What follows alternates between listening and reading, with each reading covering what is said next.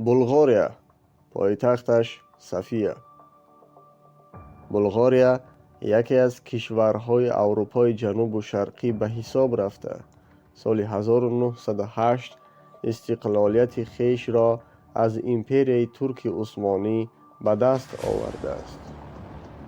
مساحتش 110,900 کیلومتر، اهالیش 6.7 میلیون نفر، دارای 28 ولایت است. در خشکی 5 همسایه دارد. خط ساحلیش در بحر سیاه است و آن 354 کیلومتر است. دینشان مسیحی. زبان دولتیش زبان بلغاری است.